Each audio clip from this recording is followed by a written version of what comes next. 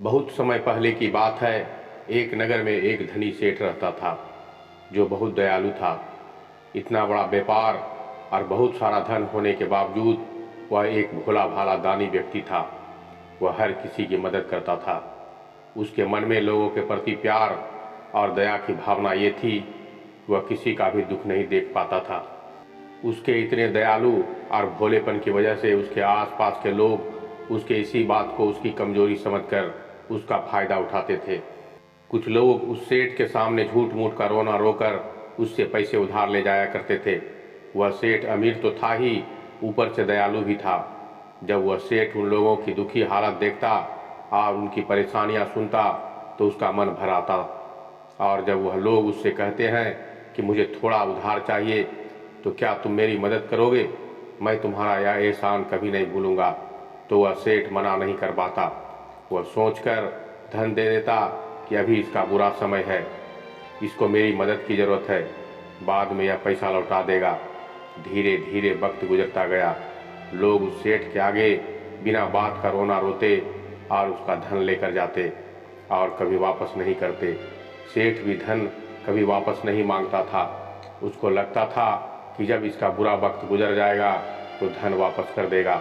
लेकिन कहते हैं ना कि हर सुबह के बाद काली रात होती है। हर सुख के बाद दुख जरूर आता है और हर दुख के बाद सुख आता है। ठीक उसी तरह उस सेठ के साथ भी वही हुआ।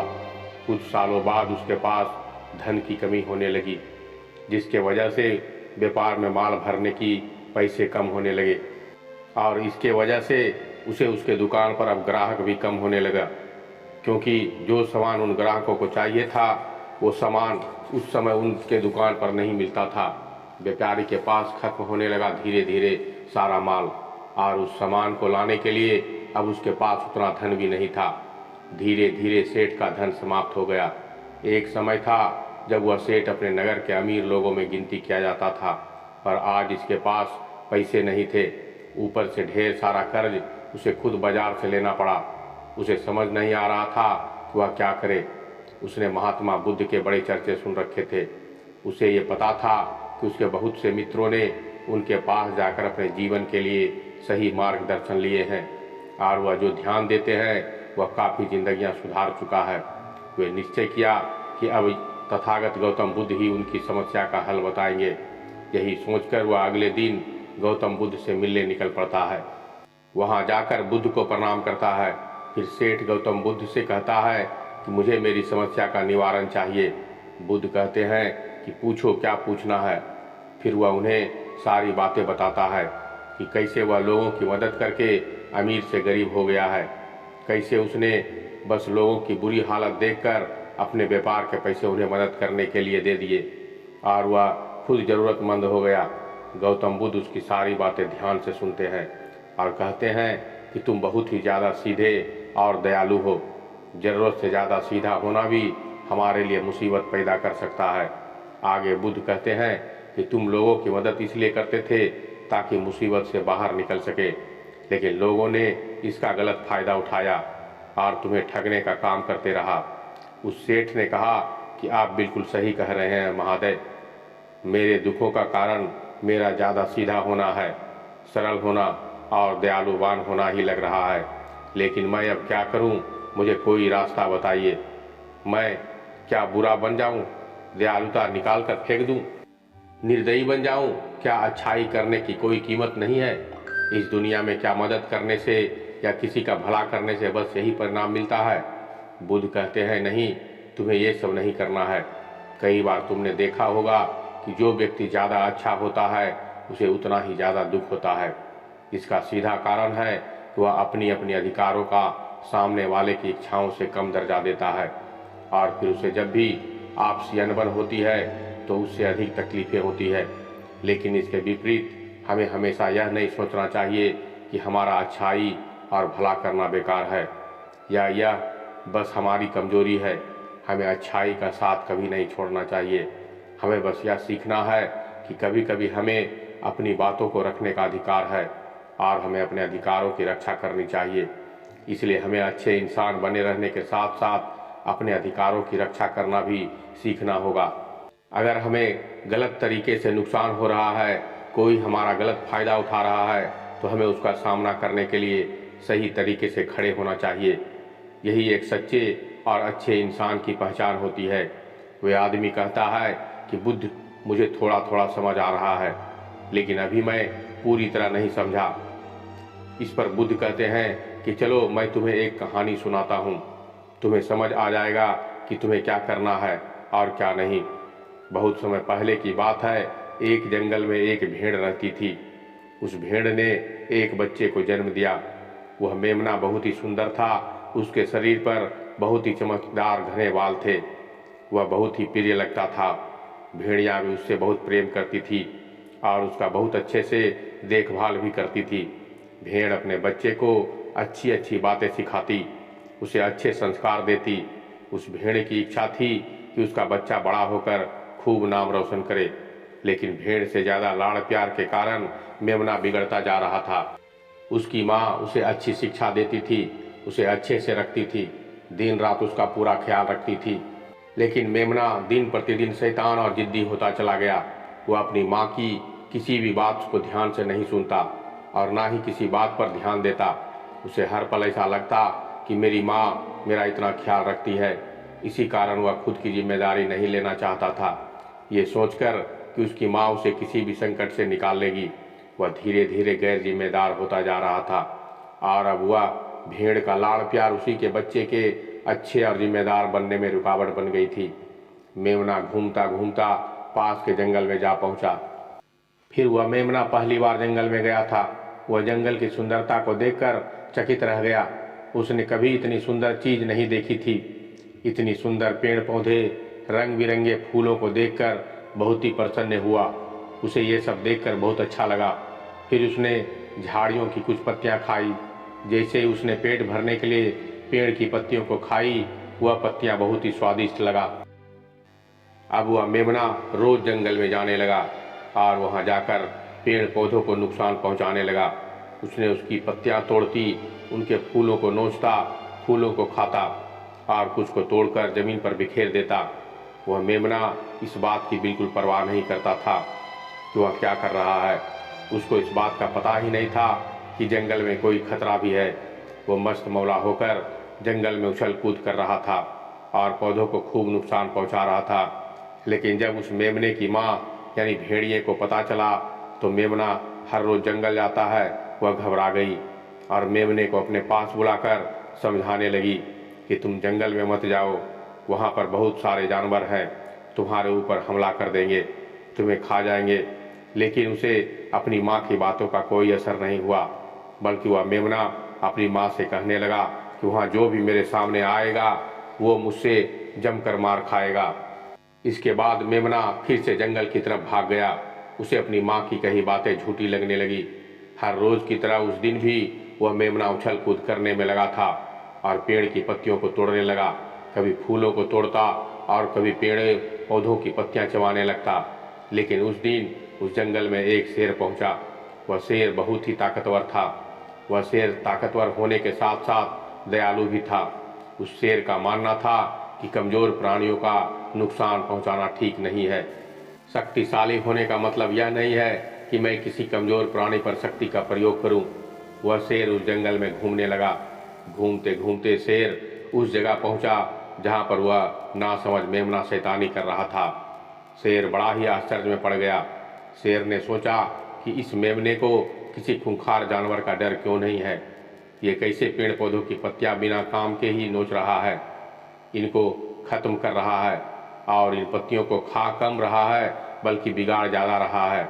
इसके बाद वह शेर कुछ देर तक चुपचाप खड़ा होकर उसको देखता रहा और शेर सोचता रहा कि मेमना कुछ ही देर में मुझे देखकर यहाँ से भाग जाएगा और वह भाग जाने में मुझे बल का प्रयोग नहीं करना पड़ेगा।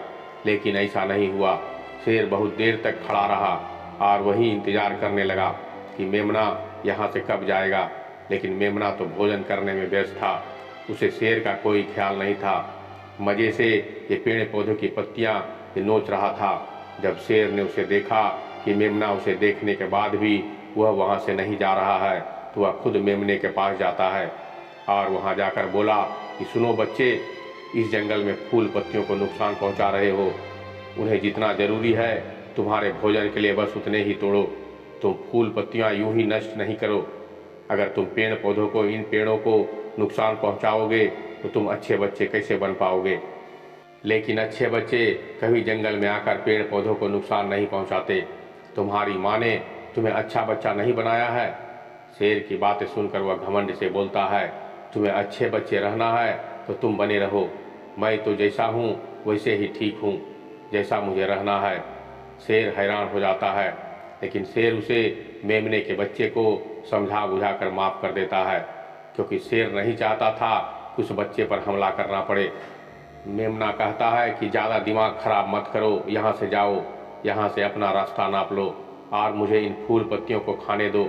यह कहकर वह घमंडी मेमना पत्तियाँ खाकर चला गया और शेर उसे बस हैरानी से देखता रहा। तभी वहाँ पास ही झाड़ियों में जाकर एक लोमड़ी छुपी हुई थी। वह लोमड़ी शेर और मेमने की सारी बातें सुन रही थी। उस लोमड़ी को शेर राजा की इस तरह बेइज्जती बर्दाश्त नहीं हुई, तो वहाँ से झाड़ियों से निकलकर शेर के पास आ पहुंची और शेर के पास आकर बोली, क्षमा कीजिएगा महाराज, आप तो इस जंगल के महाराजा हैं, इतने बलशाली हैं, आप चाहें तो इस मेमने को 2 मिनट में मजा चखा सकते हैं और उसे अपने अपमान से रोक सकते हैं। फिर आपने उसे कुछ भी नहीं किया। इस पर शेर ने कहा कि मैंने उस बच्चे का भला सोचा है, मुझे ऐसे ही किसी बच्चे को ताकत का शिकार नहीं बनाना था। ये सब सुनकर लोमड़ी बोली, महाराज, लेकिन आपके इतने सीधेपन और दयावान होने के कारण ही उस मेमने की हिम्मत बढ़ गई है। वह आपके सीधेपन का गलत फायदा उठा रहा है और जंगल में इधर उधर घूम रहा है और पेड़ पौधों को नुकसान पहुंचा रहा है। मुझे पता है कि कमजोर प्राणी पर हमला नहीं करना चाहिए, ये बुरी बात है, और यह भी दया करना एक अच्छा गुण है, लेकिन शासन में कभी कभी भय दिखाना भी जरूरी है। आपकी यह बात सही है कि प्रजा के साथ दयालुता का व्यवहार करना चाहिए, लेकिन उसके साथ यह भी जरूरी है कि उनके मन में राजा के प्रति डर भी हो, ताकि वह इस तरह का अपराध ना करे, कोई मर्यादा ना तोड़े। लोमड़ी की बात सुनकर जंगल का राजा शेर लोमड़ी से कहता है कि क्या ऐसा हो सकता है कि मेमने को भय दिखाकर हम उसे काबू में कर सकते हैं, जिससे कि उसमें सुधार आए और उस मेमने को किसी तरह का नुकसान भी ना पहुँचे, जिससे कि वह जंगल के पेड़ पौधों को नुकसान ना पहुँचाए। लोमड़ी कहती है कि क्या तुम ऐसा कर सकते हो। शेर की बातें सुनकर लोमड़ी कहती है, जी हाँ महाराज, बिल्कुल मैं ऐसा कर सकती हूँ। वह डर भी जाएगा और उसे नुकसान भी ना पहुँचेगा। उसे इतना डरा दूंगी वह जंगल में कभी दोबारा घुसने की हिम्मत नहीं करेगा। मैं उसे इस तरह डराऊंगी कि उसके मन में भय बैठ जाएगा, फिर वह जंगल के पेड़ पौधों को भी नुकसान नहीं पहुंचाएगा और साथ ही साथ मैं उसका कोई भी नुकसान नहीं पहुंचने दूंगी। फिर लोमड़ी कहती है कि उसकी माँ तो उसे कभी सुधार नहीं पाई, लेकिन मैं उसे ज़रूर सुधार दूंगी। लोमड़ी की बातें सुनकर शेर ने बोला कि अच्छा ठीक है, तुम कोशिश करके देखो, अगर तुम्हें इसमें सफलता मिलती है तो मैं तुम्हें जंगल के सभी जानवरों के सामने तुम्हें इनाम दूंगा। शेर की बातें सुनकर लोमड़ी बहुत खुश हुई। वह तुरंत मेमने के पास गई और उस पर गरज पड़ी। इससे पहले वह मेमना वहां से भाग पाता, उससे पहले ही लोमड़ी ने जमीन पर पटक दिया और उसे अपने मजबूत पंजों से दबोच लिया। मेमने को दबोचने के बाद लोमड़ी ने मेमने से बोली कि बोल, तुझे मार दिया जाए या छोड़ दिया जाए। तुमने इस जंगल के पेड़ पौधों को, यहाँ तक कि फूलों और कमजोर प्राणियों के साथ भी यही किया है। मेरे ख्याल में मार ही देना चाहिए। लोमड़ी की बातें सुनकर मेमना डर के मारे थर थर कांपने लगा। फिर वह लोमड़ी से कहने लगा कि मुझे माफ़ कर दो, मुझे छोड़ दो, मुझे यहाँ से जाने दो। मैं कभी भी जंगल की तरफ नहीं आऊँगा, ना ही कभी किसी पेड़ पौधों को नुकसान पहुँचाऊँगा और ना कभी कोई गलती करूँगा। तब लोमड़ी ने मेमने की पकड़ ढीली की। जैसे ही मेमने की पकड़ ढीली हुई वह जोर जोर से भागने लगा। वह गिरता पड़ता भागता हुआ अपनी माँ के पास जा पहुँचा।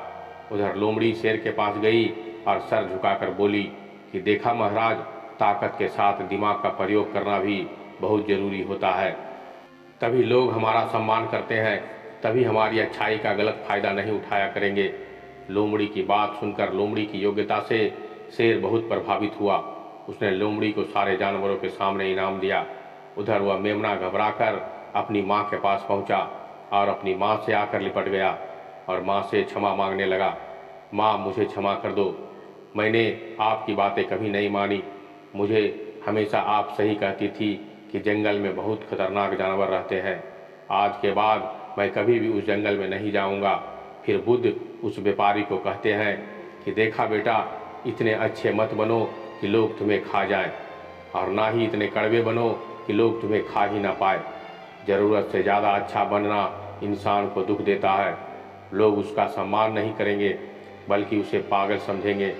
गौतम बुद्ध सेठ से कहते हैं कि अगर शेर भी अच्छा बनने का दिखावा करेगा, अच्छा बनकर रहेगा, तो लोग उससे डरने के बजाय उसे पागल समझेंगे। सेठ को समझाते हुए बुद्ध बोले, अगर हम ज़्यादा अच्छे बनेंगे तो लोग हमारी अच्छाई का फ़ायदा उठाने लगता है। तुम लोगों के लिए भले ही उनकी मदद करते हो, वही लोग भोले बनकर तुम्हें ठगने की कोशिश करेंगे। तुम लोगों की मदद करना छोड़ना नहीं है, बल्कि समस्या सुनकर उसे धन देने के बजाय उन्हें समाधान बताने की कोशिश करो। अगर धन की आवश्यकता पड़े तो थोड़ा बहुत धन दे सकते हो, लेकिन हर समस्या का समाधान धन से करने के बजाय निवारण करो। इससे वही लोग तुम्हारे समस्या लेकर आएंगे जिनको हकीकत में दिक्कत है। पैसे देने वालों से तुम्हें मुक्ति मिल जाएगी। सेठ बुद्ध को प्रणाम करता है और धन्यवाद कहकर वहाँ से चला जाता है। फिर वो वैसा ही करता है जैसा बुद्ध बताते हैं, और कुछ ही सालों में वह पहले जैसा धनवान बन जाता है। तो दोस्तों, आपने आज इस वीडियो से क्या सीखा हमें कमेंट में बता सकते हैं, और अगर वीडियो पसंद आए तो एक लाइक कीजिएगा, तथा मेरे चैनल पे नए हैं तो इसे सब्सक्राइब करके बेल नोटिफिकेशन को ऑन कर लीजिएगा, ताकि सही समय पर वीडियो आप तक पहुंच सके। तो मिलते हैं एक और ज्ञान भरी बातों के साथ। तब तक के लिए धन्यवाद। नमस्कार।